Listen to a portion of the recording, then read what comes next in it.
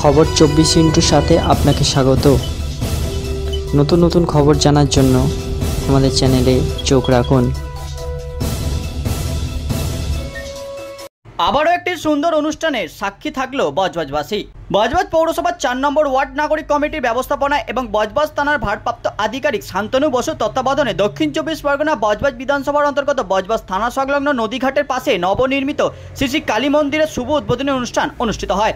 নবনির্মিত কালীমাতার মূর্তি এবং মন্দিরের এই শুভ উদ্বোধনী অনুষ্ঠানে উপস্থিত ছিলেন ডায়মন্ড হারবার পুলিশ জেলার পুলিশ সুপার রাহুল গোস্বামী। এছাড়াও উপস্থিত ছিলেন বজবজ বিধানসভার বিধায়ক অশোক দেব, দক্ষিণ 24 পরগনা জেলা পরিষদের পূর্ত এবং পরিবহন দপ্তরের কর্মাধ্যক্ষ জনাব জাহাঙ্গীর খান, বজবজ পৌরসভার পৌরপ্রধান গৌতম দাশগুপ্ত, বজবজ ইনস্টিটিউট অফ টেকনোলজির কর্ণধার জগন্নাথ গুপ্তা, পূজালী পৌরসভার পৌরপ্রধান তাপস বিশ্বাস, বজবজ থানার ভারপ্রাপ্ত আধিকারিক শান্তনু বসু সহ আরও অন্যান্য বিশিষ্ট ব্যক্তিবর্গ।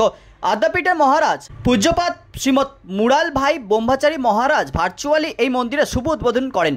পরে পুলিশ সুপার রাহুল গোস্বামী সহ বজবজ থানার ভারপ্রাপ্ত আধিকারিক এবং সমস্ত নেতৃবৃন্দরা প্রদীপ উজ্জ্বলনের মধ্যে দিয়ে এই উদ্বোধনী সন্ধ্যা আরও সুন্দর করে তোলেন। এই অনুষ্ঠানে সাধারণ মানুষের ভিড় ছিল চোখে পড়ার মতো। থানা সংলগ্ন এই ঘাটে মন্দির নির্মিত হওয়ায় বেশ খুশি এলাকার প্রতিটি মানুষ। আমরা আশা রাখতে পারি আগামী দিনেও বজবজ থানা সংলগ্ন এই ঘাটটি আরও সুন্দরভাবে সুসজ্জিত রূপে সেজে উঠবে। শান্তনু মণ্ডলের রিপোর্ট, খবর 24/7।